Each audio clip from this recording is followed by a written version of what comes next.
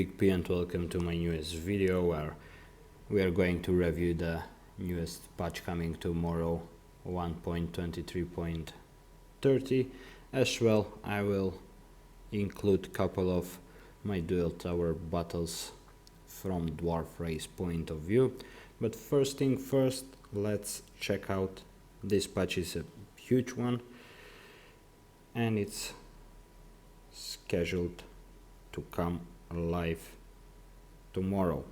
Newest, and I think this will be very big thing, is the Hero Mastery. Once we have reached Stronghold level 40, we can unlock Hero Mastery at the Hero interface. You can unlock and upgrade masteries to give your heroes attribute buffs. You will need the corresponding scrolls to upgrade masteries. This can be obtained by exchanging scroll scraps.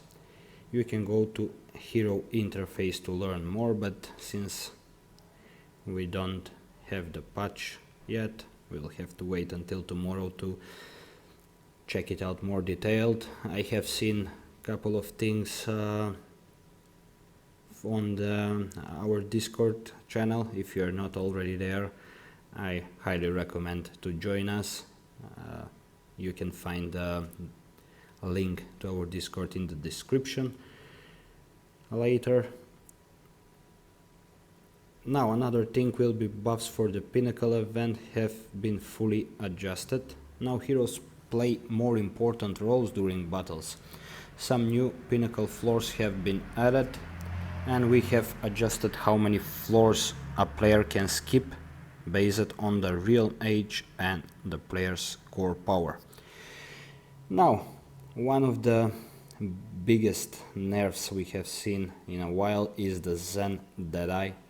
The headshot damage precision shooting grants is decreased from 50 times to 30 times. This is almost a 50% debuff for the dwarf snipers, and I can feel that people already started adapting to. I have seen many people use Leech Race and many people see Leech as the new meta, but I personally think that the new meta will be Sylph Race. We will give it a week or two in a way to figure it out, and if I was wrong or right, I suggest that if you are not very high core power, you shouldn't reset temple, chakra and other things in a way trying to figure out the newest meta right away. This is just my personal opinion. I think that the newest meta will be Sylph Race. One of the reasons because I think this is the changes in the Draconic Affliction. Undying Army now allows all non-summoned massive unit to delay that by 4 seconds. Now the trees will be, after you kill them, they will be still alive for 4 seconds, and if we keep the same formation as a couple of months ago when the Sylph Race was the meta, some people have used up to 6-7 trees. So now imagine how hard it was for them to get killed, and on top of this they will get that delay by 4 seconds, which is very huge. Draconic Protection, another change in the Draconic trees, the Draconic Ave. Enemy attack power reduction is increased from 30% to 40%. Next thing is Restrain. Draconic Ave's target will have their attack speed reduced by 6 to 30% instead of 5 to 20%. Shining Scales. Draconic Ave's target will have their accuracy reduced by 6 to 30% instead of 5 to 20%. Nature Attunement. Any healing effect on dragon are increased from 5 to 25 to 8 to 40. Rapid Regeneration grants 0.3% to 1.5% instead of 0.2 to 1% health recovery per second. Deafening Roar grants 7% instead of 50% health recovery. As we can see, basically in the Draconic tree all the changes are quite a big buffs. So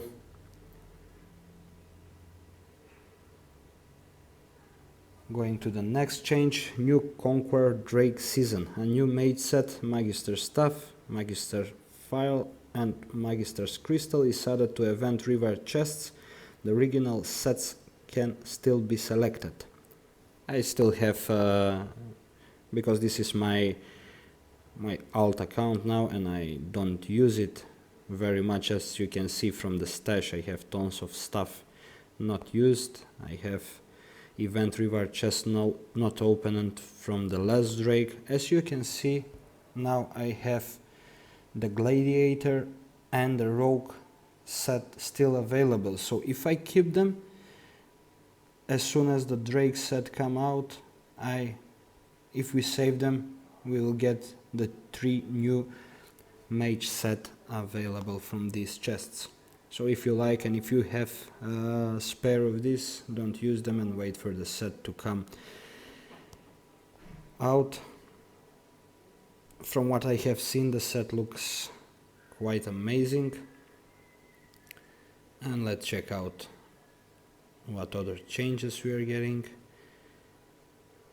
As I said, the new mage set will also be added to any unopened event reward chests that you have already obtained. So as you saw, I had 1 flawless and 3 normal quality chests. So once they are added, I can open the mage set without even going to Drake. They will be making changes to house message. Whenever I see message, it just bugs me out because of the buggy chat we always seem to have in this game, but hopefully it will get more stable with the time.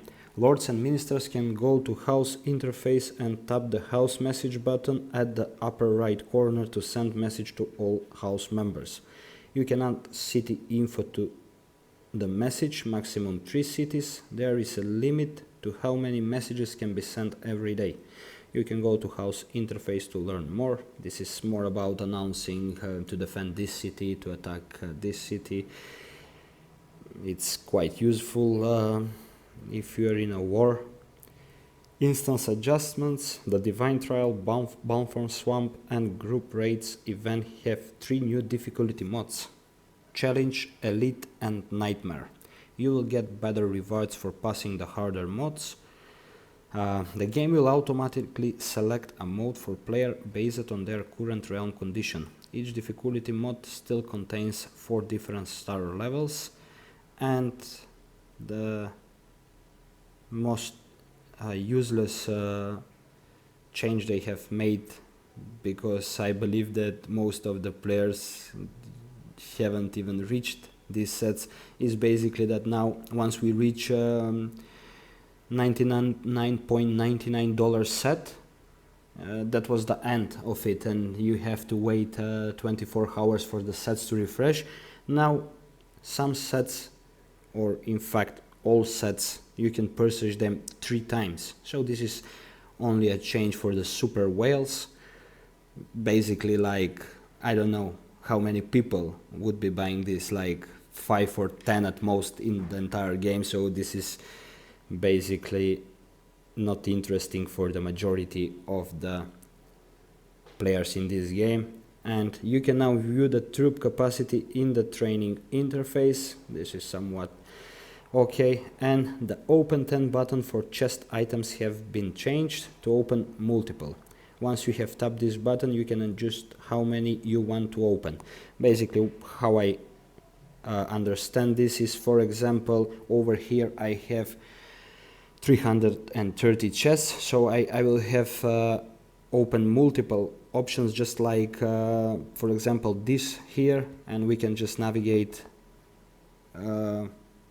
how many we want to open. So if we just keep pressing on +10, we will reach the maximum and we can collect the maximum. This is quite useful because, as you can see, I have 330 and sometimes it's just like very annoying to open them 10 by 10. So this is something interesting. And as I said, now we will move to the duel tower fights. I want to apologize in advance if you see yourself in one of my battles. I don't mean to offend or anything similar to any of my opponents. I just find these very interesting battles I want to share.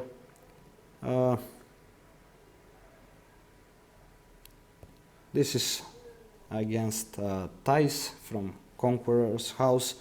I think that the advantage I have here is because he's still level 47, so he has one level lower snipers. As for the gear, he has almost level 9, and I have recently upgraded my snipers to level 9, so this is another advantage I'm having. And as for the max, we both have level 7 on them. Let's check out the dragons. He have maxed blue dragon with hero predation. I'm like 18 points away from a maxed dragon, and I'm using my old dragon because I have been very unlucky with these dragons. So we are meeting strong versus strong side, so I will just adjust the speed to 0.5 so we can see how both of us have played. The formation is very similar. Instead, one of the differences I can see, he have Basric more in front in his formation, and I have Vraxius at the same spot. He start with Earthquake, and I start with Vraxius first lantern on my snipers, second Vraxius lantern, as you can see over here, to stun the enemy snipers, and the third Vraxius is casted on my snipers again, and I have leaped with Rufio. Rufio have Flora blessing on him. He was slain, and Flora has revived him. After that, I have casted Earthquake on the middle center snipers. Now my Rufio has died, but as well as his dragon, so I have already breached his strong side.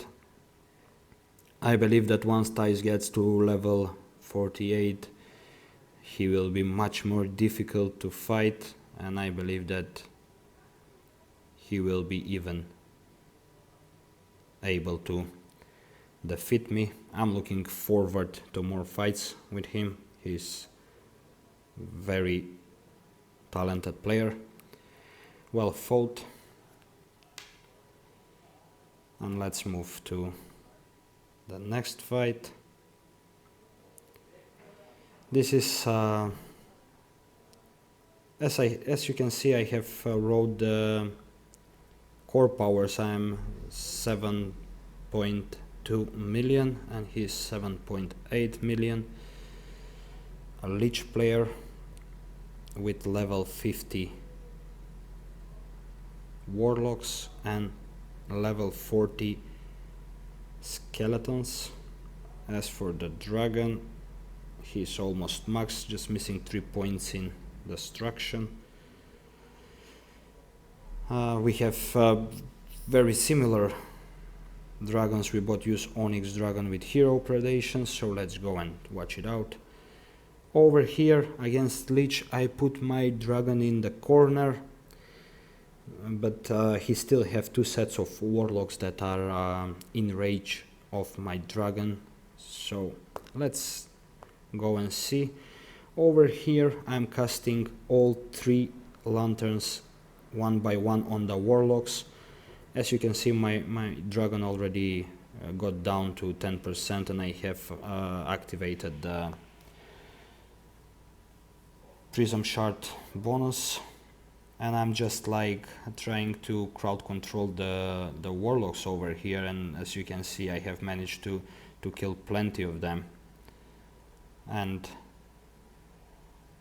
I will just slow down and go again through this fight so we can see the other spells I have used. As I mentioned, I start with Rakshas Lantern slowly one by one so I can take maximum out of the spells and keep the warlocks stunned for as longer as possible. Now I have, as I said, jumped with Rufio on his warlocks.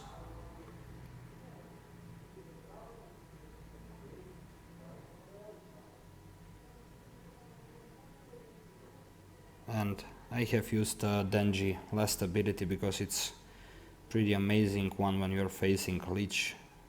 He's just doing insane AoE damage.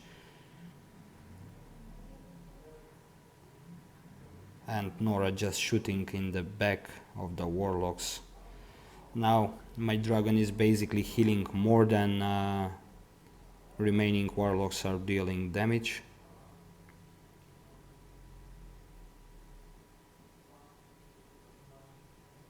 If you manage to save your dragon in the first, let's say, 10 to 20 seconds, then most likely you're going to win. Now look at this other side of his, where he has his Jack Saizo, Valari, pretty much DPS side, and I just have my max here. Warlocks are not doing very great against the max.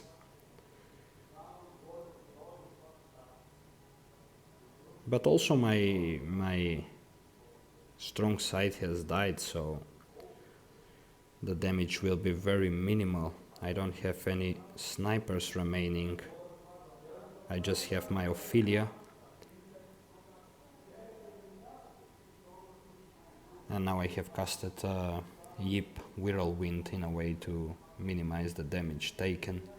I have slain his dragon basically with my max, and he still have his Nora alive. So basically my main source of damage is Saizo, Ophidia and my dragon. Balrog is tanking strong. As you can see, he don't have any damage because his Ophidia already died, so although my Ophidia is targeted for quite some time, there is not enough damage from him to kill her. But even these skeletons are like so annoying to die with the affliction bonus with the dead delay of 2 seconds. But as you can see, I have just killed almost all of his heroes. Nora is dead. Fenris is dead. Now the warlocks have moved very in front, and they managed to finish off my Ophidia, but I still have Saizo. Saizo dealt lots of damage in this battle. I'm going to show it after the fight concludes. Also, I was very lucky, as you're going to see.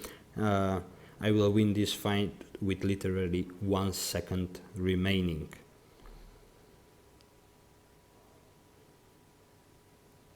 And the dragon will just like melt the back heroes of the opponent. It was very interesting and intense fight.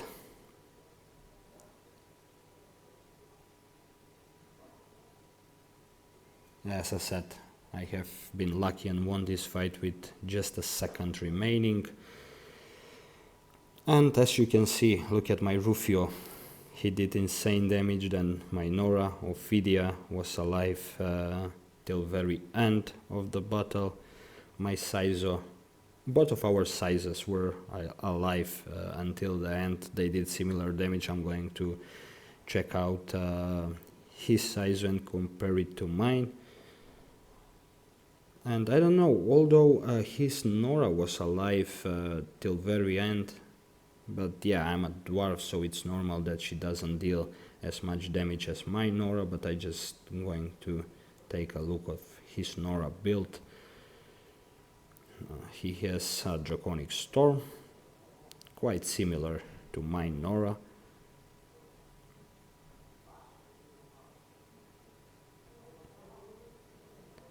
I'm just using same prism. I'm just using anti-leech weapon and some modification with the attack speed weapon as second option, bonus damage against melee, and her personal trinket. Now let's go and check both of mine and his Saizo. They were very similar in damage dealt. Here is my Saizo. I'm using the new trinket, the new artifact on him, and I'm using a mix of Dragonic Recovery and Malice and Deadly to increase his damage. Now let's go and check his Saizo. He's using Saphiel on his Saizo and he don't have a Prism Shard, but he has the anti-mech weapon, so I believe that is the reason why he did so much damage. Very interesting fight. Now let's move to another Lich fight. Lich is getting more and more popular. I'm just like meeting so many of them in Duel Tower. Same formation and basically same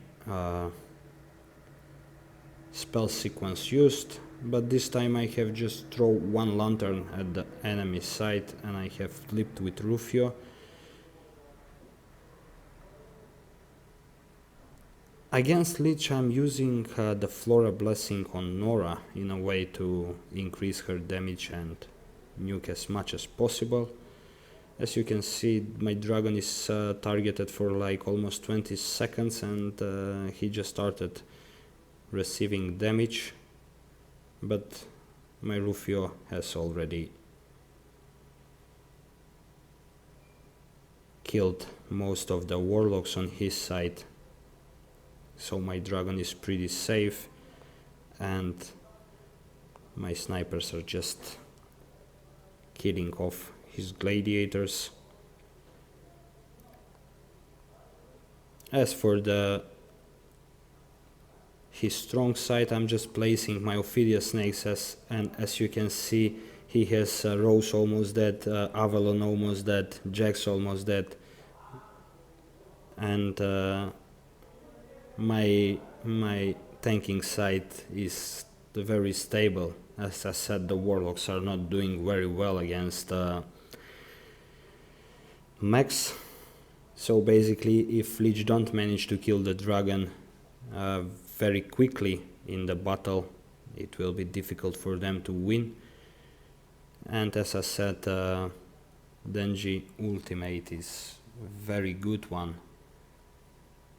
fighting against a Lich because of the massive AoE damage he is causing. This was a bit easier than the previous Lich fight I have shown. I have many snipers alive. Jax is shooting with his ultimate from the corner. I still have Nora, and it was much easily done. I didn't open Baker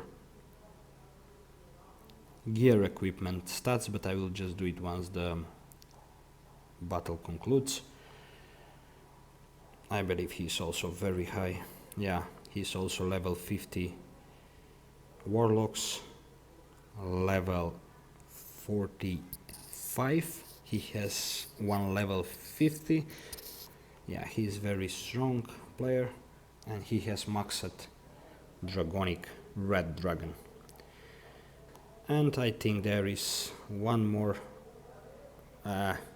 My chat is always getting bugged when I'm doing a video. I forgot to place core power on this one, but we are same core power, and this is very talented player from StarTime House. We are very similar to gear equipment. He has 8 stars on archers. He has 7 stars on blade masters and 7 stars on turtle. As for the dragon, he is using Onyx Dragon with Hero Predation and Maxed Dragonic. I have tried to show a couple of fights from all races, it's just that I haven't met a Sylph race in my last couple of battles, and a human player. Rakan is also very rare, so that's why I decided to show this battle. As you can see, I'm using the same formation as for Lich race, and I have started with Rakshas first lantern on my snipers, a second lantern on his archers, third lantern on my snipers. I have leaped with Rufio as a second spell, and I have used the Malice ability from the Sunflare artifact, and I have already breached his nuking site and got his dragon down. I will just go slowly and retreat this fight in a way to show what abilities he has used, because I believe many Rakan players will be interested. So he started with Rakshas lanterns. I'm just trying to figure out where he's placing them. Yeah, he's placing them on his damage side.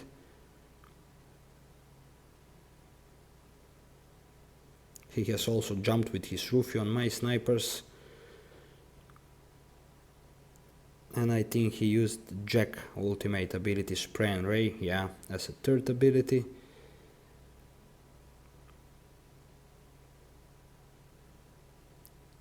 Let's see what he's using as next ability. He used Vega ultimate heal ability as fourth spell. And now his dragon came too close to my snipers. And fifth ability used by him is Gun Earthquake.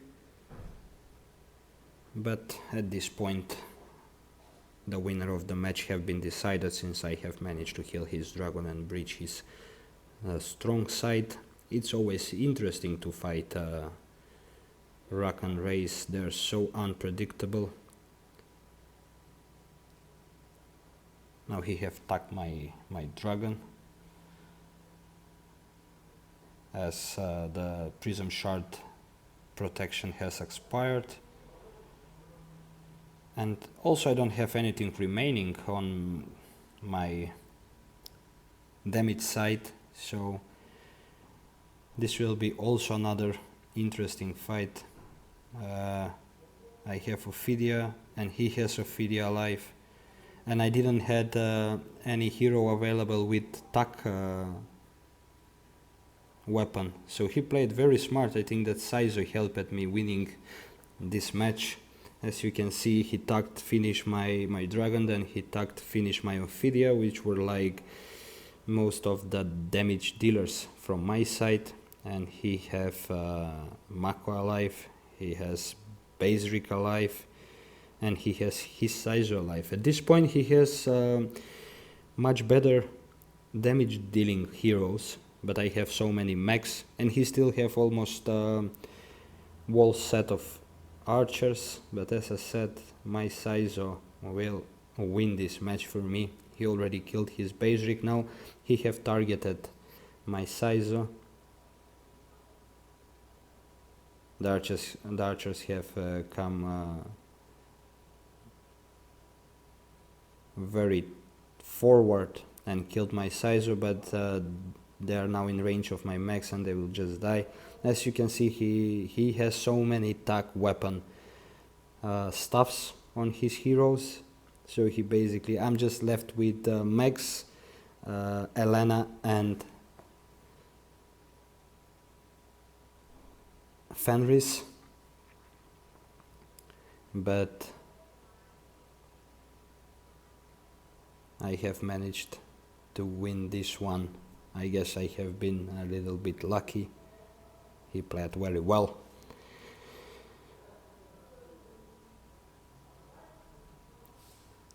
And these were the interesting fights that I have considered to show you, and hopefully you could learn something new either from my side or opponent's side.